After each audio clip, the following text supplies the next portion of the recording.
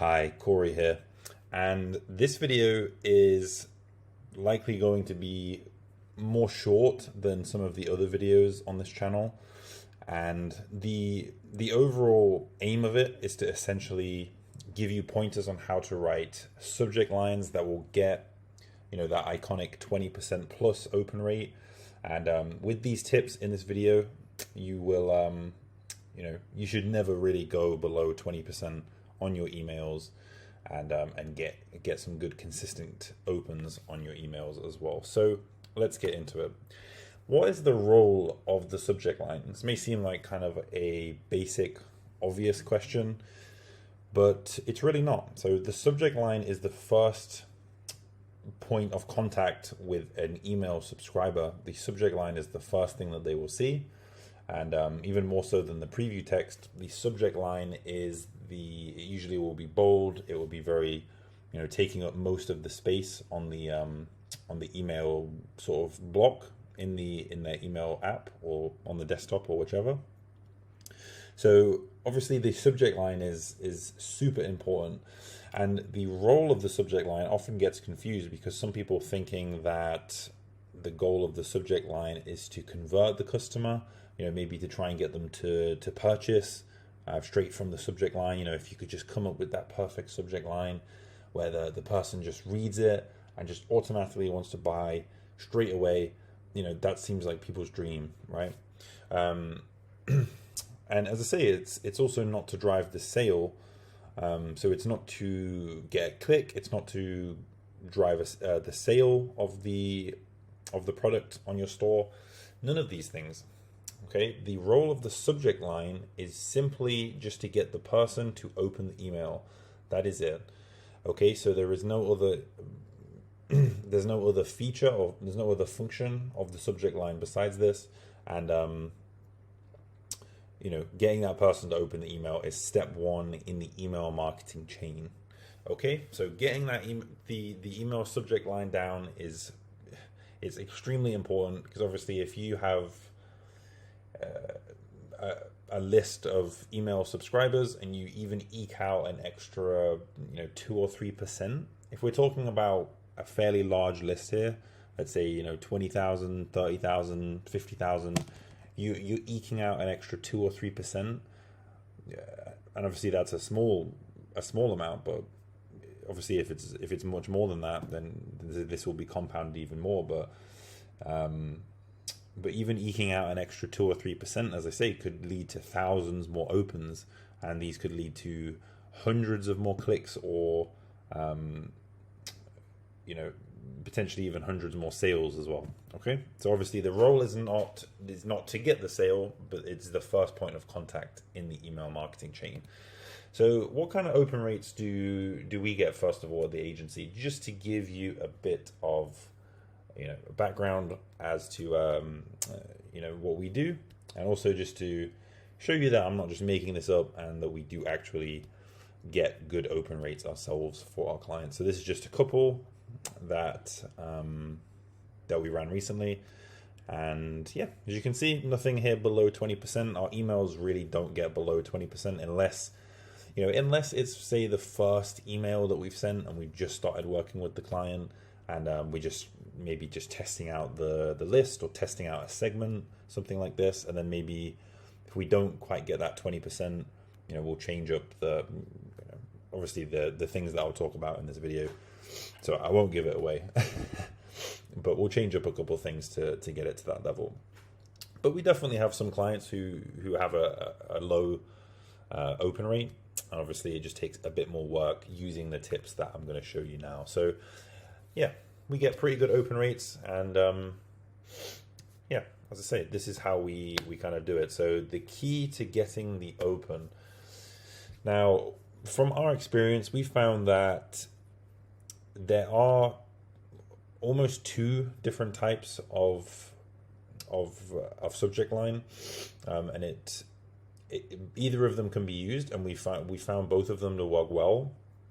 And these are essentially either to be more vague in the email or to be more specific. So maybe that sounds like I'm just saying, just do a bit of everything, or like there's not really anything helpful there. The what I mean here is to either be vague, and by vague, this would be just not giving away too much info and letting curiosity take the lead. And essentially, people just become so curious that they just open your email and they click on it. Or should I say they click on the email to open it, because obviously clicking is a separate thing. But as I say, to get that open, sometimes being vague works much better than being specific, especially if maybe you don't have as big of a hook. Maybe there's not like a really big reason for people to click on the email. Maybe it's just like testimonials or something, or maybe it's just a message from the founder or something like this. Like maybe it's not anything too crazy. But then obviously you could also have maybe a sale, or maybe you would have like a blog that you're announcing, and it's specific, and in that case sometimes it can be better to be specific. Okay, so I'll kind of explain a little bit about what I mean here when I give some examples in a second. But you can either go more vague, or you can go more specific. So let me just kind of skip to the next slide here just to give this a bit of context here. So these are some of our email subject lines that we got that got 30 to 50% or maybe more open rates. So out of all of these, you can see that they all pretty much go into one of these two. It's either vague or it's specific. So for example, free shipping on every order, that's a very specific kind of subject line. Like what you're getting with that email, but it did very well because people love free shipping, and people want to check out your email since you're offering something so enticing. Okay, so this is where maybe being more vague wouldn't have made sense. Okay, because the purpose of literally the email was a free shipping announcement.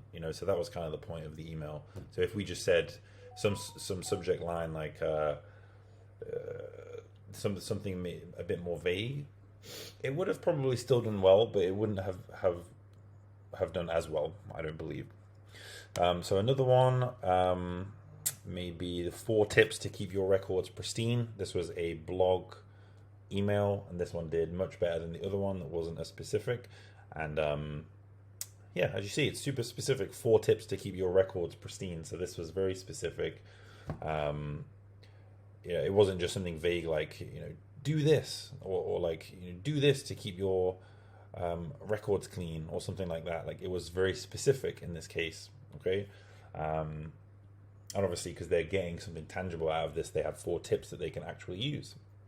Say one of them, like maybe the word is out. However, this one was highlighting some reviews for a product, and it was just essentially just linking to some YouTubers who had reviewed them, and there was no like offer or anything like that. So for this, it was just a really simple the word is out email subject line, and this did really well. We even split tested the word is spreading, which did super well as well, but the word is out was the winner there. So yeah, it's very vague. You'd see that email in your inbox, and likely you would just be so intrigued that you just click on it, just because it's like, what could that mean? It's not, you're not as sure what it means, so it has that intrigue to it. Whereas something like the 4 tips to keep your records pristine, that's obviously more specific, and more about what you're getting from this. Okay, so this is also useful in kind of testing the engagement of people as well, because sometimes more vague ones are useful for getting maybe a better open rate, just because they're more likely for people to click on it just because it's vague and it speaks to everyone.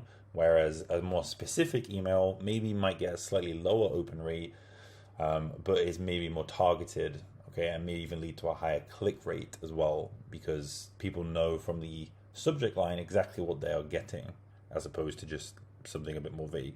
So we're live on Amazon. This was more of a vague one also, but obviously it still did well because it's it doesn't need to be something very specific in this case. It's just it's quite an intriguing it's quite an intriguing thing to read. It sounds like a cool announcement, and just makes you want to check it out. There is one here, if you see in the bottom left corner, we're proud to know you. This one was a more, as you can see here, this was referencing holidays. So this was around the Pride Month. So this one was referencing holidays and events, and obviously this type of thing is something that you can use. So if maybe there's an event coming up, or if there's a holiday or something like that, make your subject lines based around that, because people are checking their inbox, and if they're seeing something that's seasonal, it just speaks to them more. It's more relatable. It just fits in better with the timing. If there's if it's around like Halloween, it just makes more sense to just have more of a using spooky words, or using pumpkins and things like that in your emoticons. Like it will get a better open rate if you are relevant to the time and you're using it based on events that are happening currently. Okay, and this is something that we've tested a lot, and we're sure is definitely the case.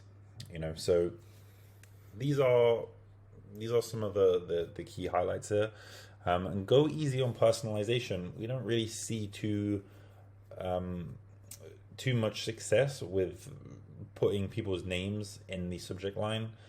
There's actually some kind of controversy about whether marketers were doing too much personalization for a while, and now people get a bit creeped out when they see their name in the email, or it almost, they know that you've not actually emailed them, so it makes them just seem a little bit more like you're pretending to know the person when they know really that you don't know their name.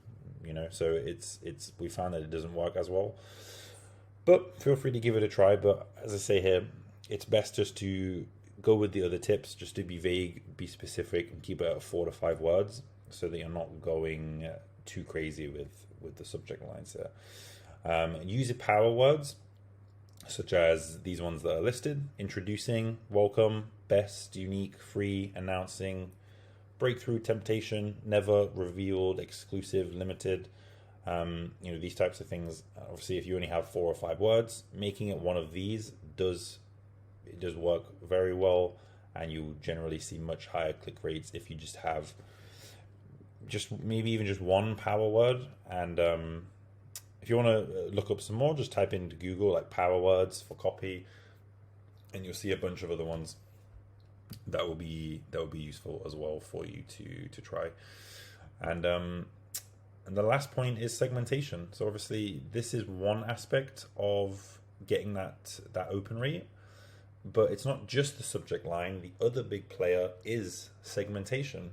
Okay, so emails sent to segmented audiences always get more opens and more clicks. If you're sending an email to your whole list versus to a segmented audience, the segment will always get better metrics, because it is a smaller segment of the whole list, and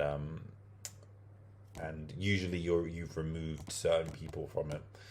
So this is because the message is unique to the customer. So obviously the subject line being good is useful, but if it's segmented as well, it allows you just to be even more on point. If you're being vague or specific, but you're doing it to a specific segment, it seems less, it seems less impersonal. Like, it does seem like that you are speaking to them. If they are a VIP and you say you're in the club now, you're part of the VIP club, these types of things, that those two things combined, segmentation and subject line, will get you to a good open rate. So as I say here, a well segmented email with a great subject line will pretty much always get 20% plus in open rate, and this is something that we see across the board here. So as usual, if you run an e-commerce store, save yourself the headache of learning to be an email expert and apply to work with my agency using the link in the description below. I implore you to do that and hope this was helpful.